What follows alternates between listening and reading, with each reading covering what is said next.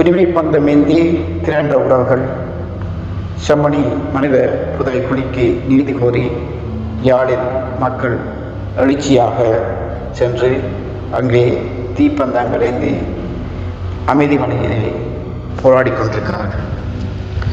மக்கள் செயல் அமைப்பின் ஏற்பாட்டில் செம்மணி மனித புதைக்குழி நீதி கோரி உரிமை பந்தம் எனும் அமைதி வழி மக்கள் எழுச்சி நிகழ்வு ஞாயிற்றுக்கிழமை மாலை 4:30 மணியளவில் யாழ்ப்பாணம் செம்மணி சந்தியில் அமைந்துள்ள அணையா விளக்கு திடலில் உணர்வு பூர்வமாக ஆரம்பிக்கப்பட்டு நடைபெற்றது. இந்த நிகழ்வில் கடத்தப்பட்டு மற்றும் கையளிக்கப்பட்டு காணாமல் போன உறவுகளின் உறவினர்கள், பொதுமக்கள், மனித உரிமை செயற்பாட்டாளர்கள் மற்றும் அரசியல் தலைவர்கள் என பெருமளவிலானோர் கலந்து கொண்டுள்ளனர். தங்கள் உணர்வு பூர்வமான அந்த குரலை இந்த அரசுக்கும் உலக அமைப்புக்கும் உலக நாடுகளுக்கும் தெரிவித்திருக்கிறார்கள். கடந்த வருடம் இதே நாளில் ஜூன் 28 செம்மணி சந்தியில் அணையா விளக்கு போராட்டம் உணர்வு பூர்வமாக நடத்தப்பட்டிருந்தது. அதன் தொடர்ச்சியாக மீண்டும் ஞாயிற்றுக்கிழமை நடத்தப்பட்ட இந்த உரிமை பந்தம் எனும் அமைதி வழி மக்கள் எழுச்சி நிகழ்வானது கடந்த வருடம் முன்வைக்கப்பட்ட பிரதான கோரிக்கைகளான 6 அம்ச கோரிக்கைகளை மீண்டும் வலியுறுத்தி நீதி கோரும் வகையில் அமைந்திருந்தது குறிப்பிடத்தக்கது.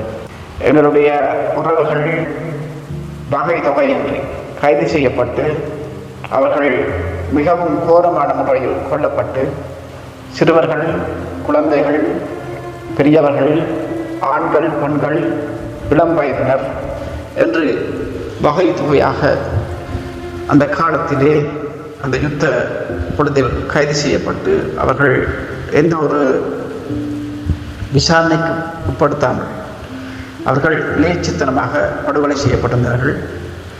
அந்த மக்களுடைய எலும்புக்கூடுகள் அண்மை காலங்களில் அங்கே அகழ்வு பணியில் ஈடுபட்டிருக்கின்ற அந்த அகழ்வு குழுவினரால் எடுக்கப்பட்டு வருகிறது. அவை இப்பொழுது கிட்டத்தட்ட 420க்கும் மேற்பட்ட எலும்புக்கூடுகள் மீட்கப்பட்டிருக்கின்றன. அவற்றில் பல குழந்தைகளுடைய எலும்புக்கூடுகளும் அங்கே அடக்கமாக இருக்கிறது. எனவே இந்த மக்கள் நிலைச்சித்தனமாக கொல்லப்பட்டு அங்கே புதைக்கப்பட்டிருந்தார்கள்.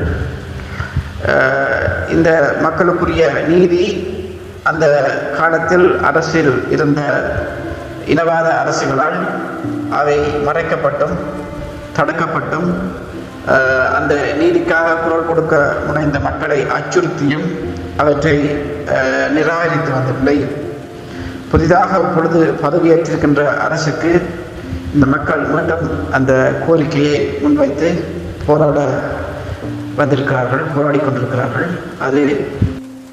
அது தமிழர் பிரதேசங்கள் எங்கிலும் அதற்கான குரல் ஒலித்துக் கொண்டிருக்கிறது. அதைவிட புலம்பெயர்ந்த தேசங்களிலும் தமிழர்கள் ஒன்றிணைந்து அதற்காக குரல் கொடுத்துக் கொண்டிருக்கிறார்கள்.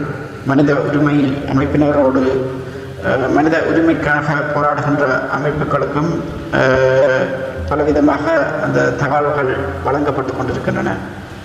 எனவே இது ஒரு மிகவும் மிலேச்சத்தனமான படுகொலை.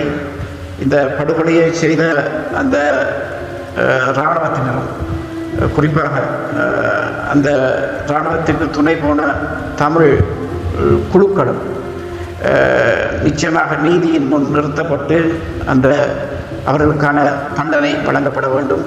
அதே நேரத்தில் அங்கே கொல்லப்பட்ட அந்த மக்களுடைய சரியான விவரங்கள் வெளிக்கொணர வேண்டும். அவருக்கான அந்த நீதி நிச்சயமாக கொடுக்கப்பட வேண்டும். அந்த நீதி நிலைநாட்டப்பட வேண்டும். ஆகவே இந்த மக்களுடைய போராட்டம் தொடர்ந்து அந்த குரல் எவ்வளவு அடக்குமுறைகளுக்கு மத்தியிலும், எவ்வளவு இன்னல்களுக்கு மத்தியிலும், எவ்வளவு பயமுறுத்தல்களுக்கு மத்தியிலும் அவர்கள் துணிவாக வெளியே வந்து அந்த இடங்களிலே போராட முனைந்து கொண்டிருக்கிறார்கள், போராடி கொண்டிருக்கிறார்கள். ஆகவே அவர்களுக்கு துணையாக உலக பரப்பில் வாழுகின்ற அனைத்து உணர்வுள்ள தமிழர்களும் ஒன்றிணைந்து அந்த மக்களுக்கு துணை நிற்போம். எங்களுடைய உறவுகள், அந்த காணாமலாக்கப்பட்ட படுகொலை செய்யப்பட்ட அந்த உறவுகளுக்கான நீதி நிச்சயமாக கிடைக்கப்பெற வேண்டும். அதுக்குரிய சகல முயற்சிகளையும் நாங்கள் எங்களுடைய அறவழி போராட்டத்தின் மூலம் இந்த அரசாங்கத்திற்கும் உலக மனித உரிமை அமைப்புகளுக்கும் உலக நாட்டு தூதரகங்களுக்கும் நாங்கள் ஒரு அழுத்தத்தை கொடுத்து அதன் மூலம் நீதியான விசாரணை மேற்கொள்ளப்பட வேண்டும். அங்கே படுகொலை செய்யப்பட்ட அனைத்து மக்களுக்கும் நிச்சயம் நீதி கிடைக்க வேண்டும். எனவே தமிழர்களாக நாங்கள் அந்த போராட்டத்தில் ஒன்றிணைந்து குரல் கொடுக்க வேண்டும்.